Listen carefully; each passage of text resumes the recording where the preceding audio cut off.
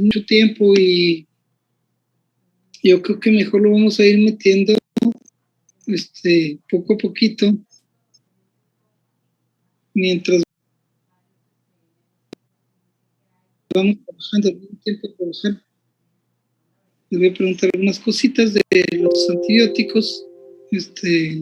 Hoy salió un artículo donde habla Rafa Valdés.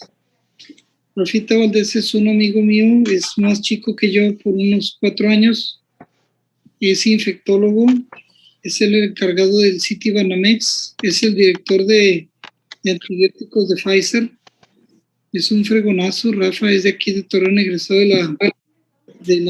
la Escuela de Medicamentos de aquí de Torreón, de Medicina, no sé qué de Medicina, aquí de Torreón.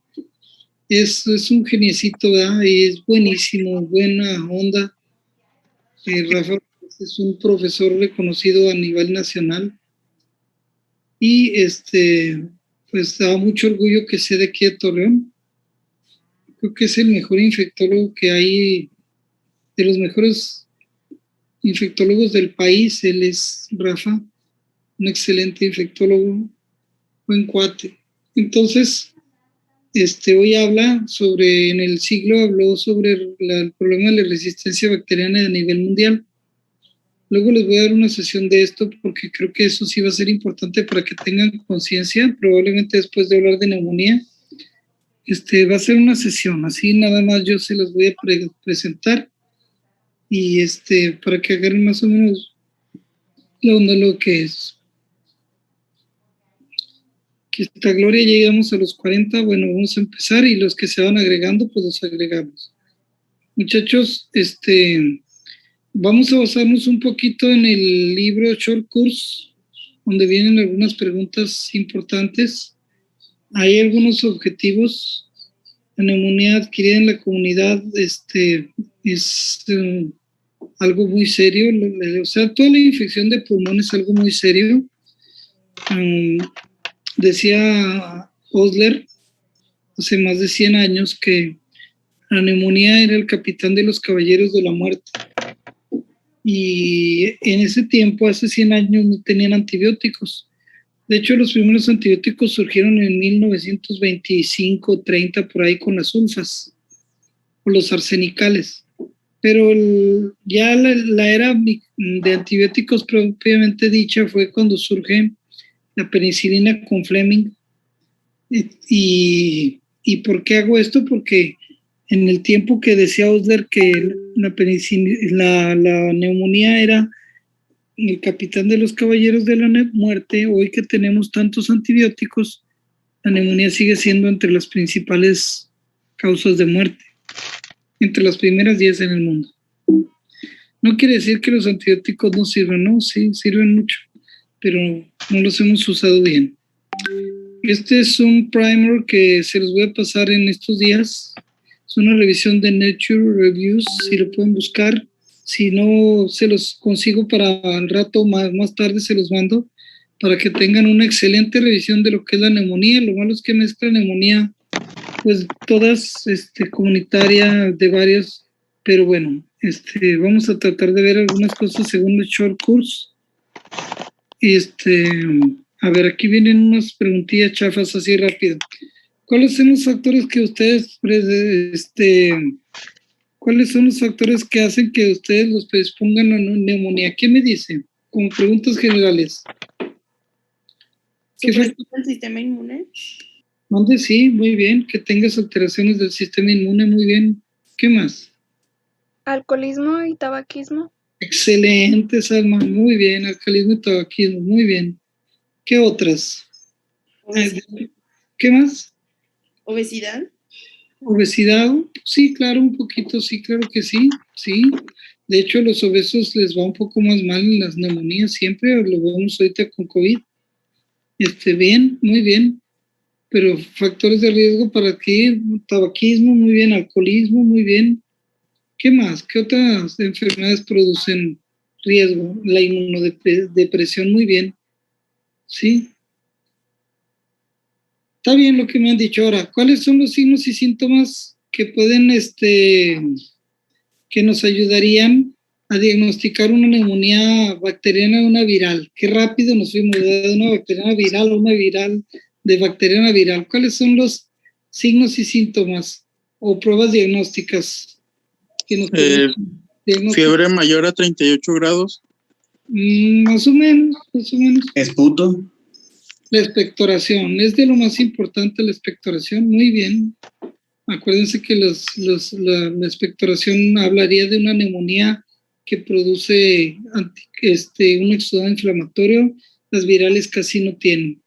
Si yo le pido una biometría a un paciente con una neumonía bacteriana,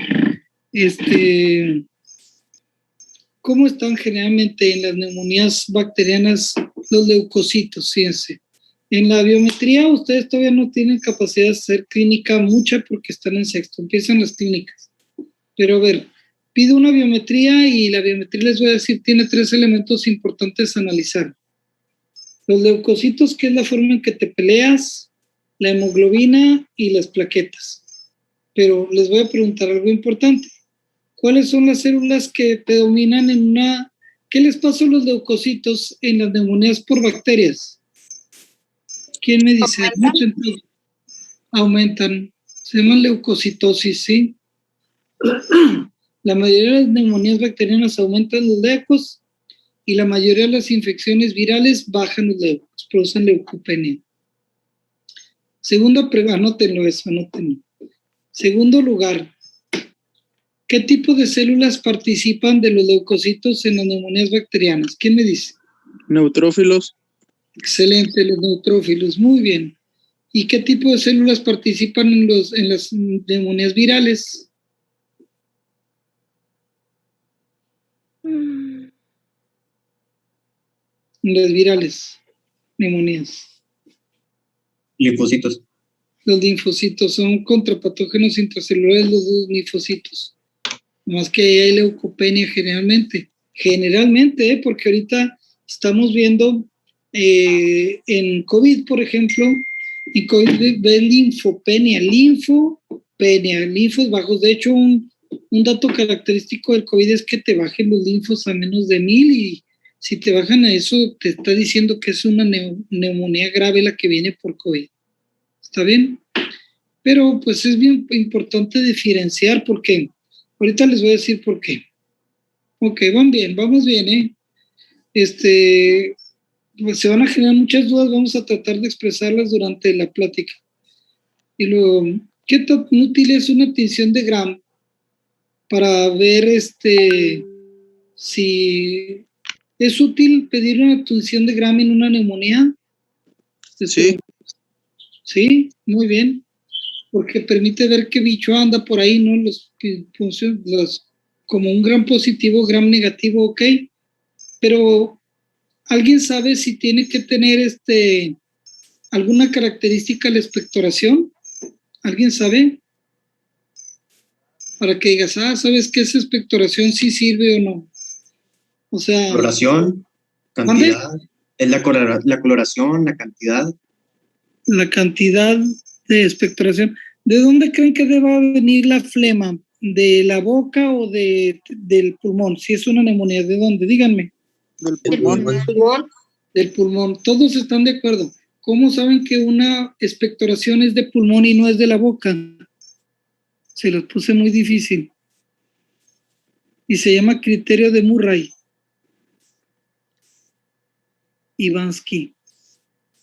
Murray-Ivansky.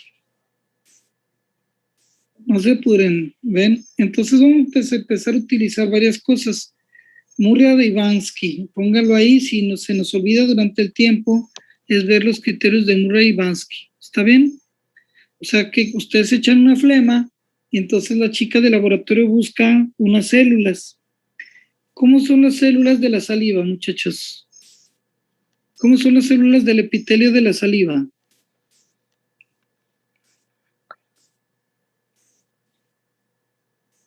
Cuando nosotros llevamos histología y yo a veces decía, ¿para qué me enseñan esto de la célula? Pues si no sirve para nada. Entonces ahí les va, no sufran, son cuadraditas o cilíndricas de bordes bien bonitos así. El citoplasma abajo, el núcleo en la base, Sí, son células cuadraditas así. ¿Y por qué sirve esto? Bueno, pues yo le pido para ver a un paciente si la flema es de dentro de los bronquios. Entonces le pido la primera flema del día y le he dicho, eche la flema desde abajo. Entonces a veces el señor se están en la noche, se despierta, se les acumula flema y ¡pum! Echan la flema. Entonces, chécame la calidad de flema, le digo a la química, y la química me dice, doctor, tiene más de 20 leucocitos polimorfonucleares y menos de 10 células epiteliales. Menos de 10 células epiteliales y más de 25 polimorfonucleares o macrófagos alveolares. Ah, ¿de veras? ¿Ves polimorfonucleares? Sí. Entonces, excelente, es una buena técnica cuando tienes más de 20 a 25 polimorfonucleares, o sea, neutrófilos o macrófagos, ¿sí? Y no tienes más de 10 células de epitelio de saliva. Quiere decir que es una buena técnica. Ok. Bueno, eso dice cómo se debe interpretar por los clínicos el cultivo de la expectoración. Y podrían los cultivos ser obtenidos en la ausencia de una tinción de Gram. Bueno, eso luego lo preguntamos. ¿Es útil una radiografía del tórax, muchachos, en una neumonía? Sí. Excelente. Fíjense, nosotros, la verdad, yo les voy a comentar que yo trabajaba desde jovencito, todos en mi familia trabajamos en la farmacia de mi papá. Entonces veíamos más o menos lo que se ganaba en la farmacia y como éramos 10, pues se ganaba muy poco. Entonces, antes, afortunadamente, en el tiempo de mi papá no habían farmacias Guadalajara, farmacias Cleans. Había farmacias Benavides, pero no eran tantas y permitían que hubiera muchas farmacias. Del pueblo, el Fénix, Guadalupana, no sé, muchas farmacias. En el centro de hoy casi las farmacias son pobres, son escasas, son del ahorro, similares, farmacias Guadalajara, farmacias Cleans, Benavides y para irle de contar, que hayan farmacias particulares casi no hay. ¿Ok? Entonces trabajábamos y daba una idea de lo que vale el dinero, ¿no? Para tú meter el dinero ahí. Y hacíamos la cuenta en la noche, casi todos. Mi papá a veces nos invitaba a hacer la cuenta del día y te das cuenta que, hijo de su madre, sí no se ganó nada y éramos 10 hijos, ¿no? Entonces te das cuenta de que te tienes que limitar porque, pues bueno, estás viendo cuánto entra y cuánto cuestan las cosas, ¿no? Cuánto costaba un pantalón o cuánto costaba eso, era pues gastar casi todo el sueldo de un día y éramos 10 y luego aparte de la comida y todo, pues está difícil. Entonces, la radiografía, cuando uno pide una radiografía, uno piensa, le va a costar 700 pesos o 1000 pesos. Y uno dice, ay, güey, no, es mucho dinero, estoy haciendo gastar al paciente. Colegas, la salud es mucho más valiosa que una radiografía del tórax y la enfermedad es peor. Entonces, una radiografía es mandatoria, ¿sí? Cada cuánto se le van a repetir, bueno, eso ya no. Vamos a empezar, vamos a tratar de empezar, ¿sí? Espero que estas preguntas les hayan servido para tener cuestionamientos sobre neumonía. ¿Y qué me puede decir? Aquí en este dibujito A vienen los mecanismos de defensa los mecanismos de defensa del tracto respiratorio. ¿Cuáles son los mecanismos de defensa? ¿Quién me dice ahí? Ahí la tienen. Hablen, el que quiera decir. ¿Qué mecanismos de defensa? Sí, Ana Lilia, dilo. Tos, estornudar, los cilios. Los cilios, muy bien. Macrófagos alveolares. Los macrófagos alveolares, excelente. El moco. El moco, ok, perfecto. Sí. A nivel respiratorio alto, las turbinas nasales, ¿para qué sirven? Ahí dice, ¿para qué sirven? Para calentar el aire y para, pues... Muy bien, excelente, hija, muy bien. ¿Qué más? Producir fuerzas centrífugas, ¿para qué? Para separar patógenos pesados a comparación del aire. Ándale, entonces fíjense cómo entra tus turbinas, dan vuelta y cuando das vuelta, ¿para dónde te vas? ¿Hacia adentro o hacia afuera? ¿Qué fuerza se genera? ¿Centrífuga o centrípeta? En las turbinas. En el aire. Centrífuga. Haz de cuenta, tú entras, imagínense que se suben a una rueda de la fortuna y va fuerte. Si se le sale el carrito, ¿para dónde se va el carrito? Para que fueran carritos ligeros, imagínense. ¿Para dónde se va? ¿Para dentro de la rueda de la fortuna o para afuera? Si están en Para afuera. ¿Cómo se llama pues la fuerza? Centrífuga, ¿no? Ok, esa fuerza centrífuga va a producir que las bacterias o los bichos que entran en el aire se peguen y se pegan en la mucosa, ¿sí? Nasal. Y si tiene moco, quiere decir que está pegajoso y ahí se pegan un chorro de bichos, ¿no? Entonces tenemos muchos mecanismos de defensa en la vía respiratoria, como ven aquí en el árbol bronquial. Ustedes pueden decir, qué pesado es eso, o sea, qué complejo.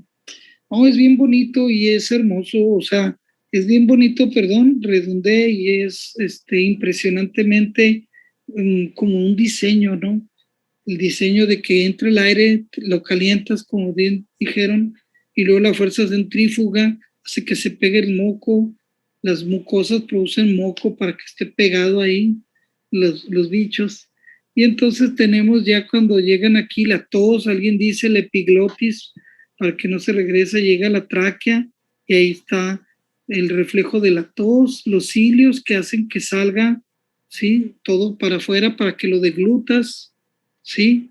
Y entonces las células del bronquio, fíjense de los bronquios, células que producen mucho moco, y los cilios que pues, hacen que el moco va hacia arriba y lo deglutas, ¿sí? Y estas células que también son pues células epiteliales, algunas de estas ya del bronquio, y luego cuando llegan a los alveolos ya aquí hay IgA, secretora, inmunoglobulina en la pared, hay ganglios linfáticos cercanos para producir linfocitos, hay bacterias, que bueno, las bacterias, aquí no hay bacterias normalmente, pero cuando llega la bacteria se van a encontrar con los macrófagos alveolares y vas a tener vasos sanguíneos, de donde los vasos sanguíneos cercanos a la pared del alveolo van a dar tanto con la IgE más el complemento, la IgG más el complemento, la diapédesis de los neutrófilos para migrar hacia el alveolo. Y tú tienes ya un sistema completo, tanto de barreras mucosas, epiteliales, cilios, etcétera, calentamientos, fuerzas centrífugas, etcétera, que hacen que todos tus patógenos los acorrales, los limites.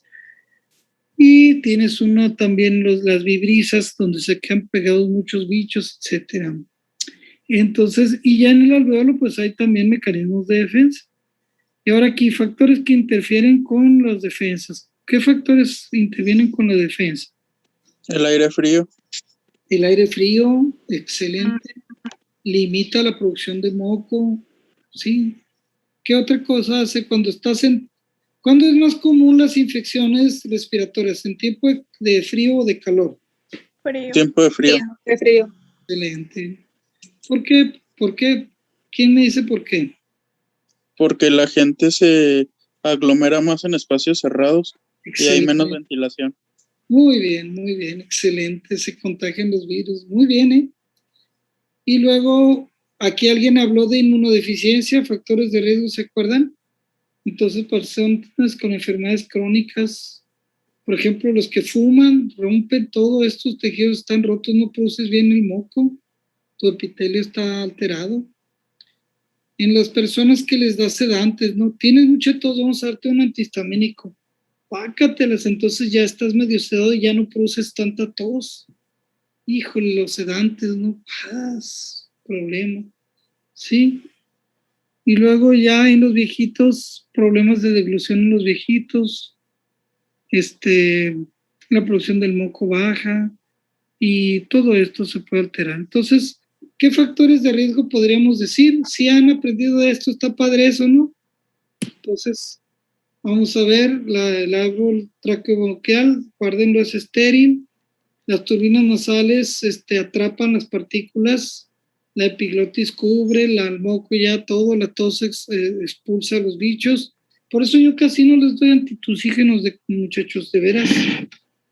Yo soy un médico que no da mucho antitusígeno. Ahorita les doy bisolbón a los pacientes con COVID para que se produzca mucho moco, que es un expectorante, se peguen ahí muchos coronavirus y los expulse ya por la tos, ¿no? La tos no la trato. Oiga, doctor, tengo tos. No, pero se déjela ahí. Yo no manejo nada para la tos. Nada. ¿Quién mueve la tos? Que el benzonatato, nada, ni más. No. Es vital no controlar la tos en COVID. Y en los alveolos, pues hay muchos, todo lo que les dije ya, los polimorfonucleares, la inmunoglobulina A, el complemento, y los linfáticos que drenan a los macrófagos y los polimorfonucleares a los ganglios linfáticos, ¿sí? Para dar información, agarran algunos células que se están peleando, se las llevan en los ganglios mediastinales para que los ganglitos que son centros de información se están capacitando. Son como llevar a algunos cuantos presos ahí al cuartel para estudiarlos. Entonces, la tos, les diría yo que cuiden mucho eso. ¿Cuáles son los factores de riesgo que no conocemos? Pues, por ejemplo, factores de vida, ¿no? Del estilo de vida. Si fumas, deja de fumar. Si tomas alcohol, deja de tomar, por favor. ¿Por qué? ¿Quién me dice por qué el alcohol excesivo? ¿Quién me dice? Es ahí el alcohol, pero en exceso. Si tomo una cheve no pasa nada, pero si tomo mucha cheve, ¿por qué? ¿Qué pasa? ¿Quién me dirá? Para una neumonía. ¿Qué les pasa a los que toman mucho? ¿Qué les pasa? Broncoaspiran. Excelente, colega, muy bien. Entonces tú ves un borrachito ahí en la calle, en el centro, tirado, bien tomado, así en la banqueta, y vomitan y están inconscientes por tanto alcohol y aspiran y hacen unas neumonías por aspiración tremendas. Las personas que tienen pobre higiene oral, que nunca se lavan los dientes, placatelas, un gran problema. Las personas que tienen gran contacto con niños, los niños son grandes transmisores de infecciones respiratorias virales, sobre todo en la infancia. Y las personas que han tenido episodios previos de neumonía. Pero si ustedes les preguntan factores de riesgo, hay un chorro. Dijeron muy bien, inmunosupresión. Los que tienen enfermedades ya respiratorias que no pueden sacar el moco, por ejemplo, hay enfermedades que no pueden sacar el moco. Por ejemplo, no producen moco en una enfermedad que se llama fibrosis quística. Entonces no produces bien el moco, se llama mucoviscidosis, no producen moco. Y chin, esas personas se enferman un chorro, les tienes que estar humidificando la vía respiratoria, produciendo moco artificial, etc. Ok, sí están entendiendo, ¿no? Ahora, la patogénesis, pues ustedes inhalan pequeñas partículas aerolizadas, se produce invasión a los espacios alveolares y esa inflamación de respuesta produce una respuesta inmunitaria según el tipo de bacteria que sea con los toll-like receptors, y entonces fluye el edema, ¿sí? A través de los poros de Kohn, hay infiltración por polimorfonucleares, leucocitos, células rojas, ¿sí? Seguida por macrófagos, y la infección se presenta del centro a la periferia, ¿sí? Y entonces vienen lo que se llama hepatización roja, blanca, y bueno, estas son algunas patogénesis, vamos a pasarlo rápido, espero lo entiendan. En la patogénesis va a depender del bicho que sea, ¿no? Si es un bicho gram positivo, si es un bicho gram negativo, si es un virus, si es un hongo, si es una micobacteria. El daño, dijimos, predominantemente en una neumonía. El bicho más común, ¿cuál es? ¿Quién me dice cuál es el bicho más común ¿Quién me dijo? Streptococcus neumonía. Excelente, Streptococcus neumonía. Muy bien, muy bien. Ahorita vamos a ver eso bien, ¿eh? Entonces aquí les pongo signos y síntomas. ¿Qué signos y síntomas conocen de los pacientes con neumonía, muchachos? ¿Quién me dice? Signos y síntomas. Dolor pleural. Dolor pleurítico. ¿Cómo es ese dolor pleurítico? ¿Quién lo dijo? Jesús. ¿Qué onda, Jesús? ¿Cómo es? Es un dolor que se da al momento de respirar. Excelente, o al toser, o al inspirar profundamente, ¿verdad? ¿Por qué duele en ese momento respirar profundo? ¿Quién me dice? ¿Por qué? Porque existe una inflamación de la pleura. Ándale. ¿Y la pleura duele o no duele? ¿El pulmón duele o no duele, muchachos? El pulmón. No debería. No duele, no duele. Muy bien, hija. Pero duele la pleura, sobre todo la pleura parietal, esa duele un chorro. Entonces, cuando la inflamación afecta la pleura, y cuando tú toses, estornudas, te ríes, oh, te duele mucho, toses, te duele. Y en el sitio donde está la neumonía se llama dolor pleurítico, dolor al inspirar profundo.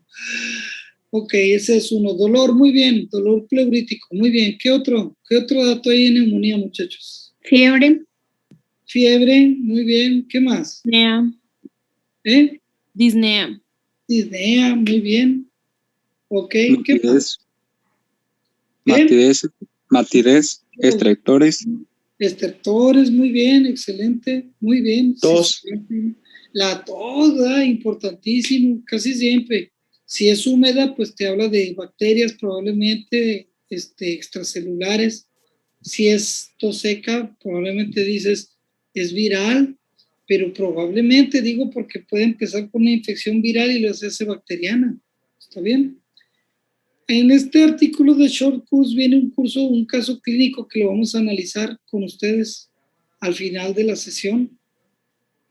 Al final de la sesión lo vamos a leer. Hoy no, probablemente hoy no terminemos, pero sí vamos a leer cómo va. Han dicho, yo pienso, de los más importantes datos clínicos. Los podemos agrupar en datos sistémicos y datos locales al pulmón. ¿Cuáles serían los datos locales al pulmón? Que hablan de que el pulmón está dañado en los clínicos. Si ustedes se pegan en la rodilla, ¿les da tos? No. Ándale, entonces ya poniéndoles eso así fácil, díganme cuáles son datos respiratorios. La tos. Dificultad para respirar. La tos, dificultad para respirar, muy bien, disnea. ¿Qué otro dato? ¿El dolor que dijeron? ¿Dolor qué tipo? Pleurítico. Pleurítico, excelente, muy bien. ¿La expectoración sería uno? También. Y también. Ok. Polipnea, muy bien. ¿Tienen fiebre estos pacientes? ¿En neumonía? Sí. Sí. Okay. ¿Este pulmón no es sistémico? Sistémico. Díganme otro dato sistémico. Malestar general. Excelente, malestar general. ¿Les da mucha hambre a los pacientes que tienen pulmonía? No. Produce mucho factor de necrosis tumoral, interleucinas, cátelas, ni tienes hambre. ¿Cómo? Ándale, para que. No. Entonces vamos a ver algo de esto. Entonces, síntomas frecuentes: la fiebre, la tos, la falta de aire. Menos comúnmente son dolor de cabeza, pues ese es sistémico. Hiposmia, o sea que no huelen bien, o hipogeusia, o sea, no les sabe bien. Sucede mucho, pero ahorita lo vemos mucho en COVID, pero más fuerte, ¿no? No es hipo, se les va el olfato, es diferente. Dolor de garganta, pues algunos tienen escurrimiento nasal, empiezan como con escurrimiento nasal. ¿Dolores musculares es sistémico o es local? Sistémico, ¿no? Sistémico. Diarrea y vómito es sistémico o local. Sistémico, ¿no? Y principales complicaciones que tienen los pacientes: falla respiratoria, eso da mucho miedo ahorita con COVID, que el paciente está en hipoxia y grave, ¿no? Sepsis o shock séptico, falla orgánica múltiple o infecciones secundarias. Ok, está bien. Ok, vamos a seguirle. Bueno, este es el caso que presentaron ahí. Es un paciente que parece ser que empieza con una neumonía viral y luego se hace bacteriana. Estas son las causas más comunes. ¿Sí? Fíjense, muchachos. La medicina requiere que nos pide un esfuercito de batallar con los nombres raros primero, ¿no? Pero si le echas un poquito de ganas, te la pone fácil. Miren, fíjense nomás. El bicho de los bichos más comunes se llama Streptococo neumonía. Neumonía. Hemófilos influenza. ¿La influenza dónde pega? ¿En las orejas o en los pulmones? Pues en los Pulmones. El estafilococo aureus es más, sí es, pero no tanto, ¿eh? La neumonía, bueno, legionela, o sea, por bicho. Legionela neumofila. ¿Sí? Y ahorita vamos a ver otros. Aquí no vienen los nombres, pero vamos a ver. ¿Está bien? Entonces, vamos a ver los bichos. Según el sitio de adquisición de la neumonía, ¿dónde la pueden adquirir? ¿Quién me dice las dos grandes clasificaciones que hay de esto? En la comunidad e intrahospitalaria. Excelente, lo que has dicho es excelente. Está. Entonces, las dos más importantes es la que adquieres en la comunidad, que andas en la calle y pum, la adquieres, y la neumonía que se adquiere en el hospital. Estas son las dos que dijiste muy bien, hijo. En el hospital generalmente es después de 2 días de hospitalización, ¿sí? Entonces, ¿por qué ahí? Porque generalmente es diferente la patogenia. En una neumonía comunitaria estás encerrado en tu cuarto con tu familia, un niño llegó, chin, te enfermó y te complicaste, ¿no? Y entonces en la neumonía hospitalaria quizá te dio no sé, una embolia y estás tirado ahí todo sin poder, no mueves bien tu glotis y estás absorbiendo bichos de la garganta al pulmón. O estás muy grave, llegas al hospital porque chocaste y no, pues lo vamos a operar, le meten un tubo y estás con el tubo, ya te invadieron la glotis, etcétera. Y pues ni modo, viene una neumonía secundaria a que están invadiendo tu vida. Hay otra de la hospital, esta también es misma, neumonía asociada en el ventilador. Pues los ventiladores no se usan en la calle, ¿verdad? Entonces, claro, los ventiladores para calmar el aire sí, pero el ventilador ya lo que es el pulmón artificial. La neumonía por aspiración, esta es de la parte de la comunitaria generalmente o en el hospital. Puede suceder, aspiras en los dos lados. Vomitas en el hospital o vomitas en la calle, pero básicamente estas son las dos más importantes. Y esta es una que hoy se le vuelve a dar un poco de importancia en el 2001 en esta revisión, pero que se dan cada vez hay más guarderías, entonces, o asilos para ancianitos. En nuestro país no es tanto el problema porque tenemos una cultura de cuidar a nuestros viejos en casa, lo cual a mí me parece muy bonito. Pero vas a países europeos y vas en países como los Estados Unidos, Canadá, hay muchos asilos para viejitos. Sobre todo cuando se rompen los vínculos de estudio. Ahí tiene sus pros y sus contras. Los muchachos cuando entran a la escuela, pues se van a la universidad y ahí viven en la universidad. Se hacen mucho dependiendo de quien los rodea. Si son buenos amigos, les va bien. Si son malos amigos, les va mal. Pero se alejan de la familia, ¿no? Hoy nosotros estamos perdiendo también a nuestros hijos en esa bonita costumbre.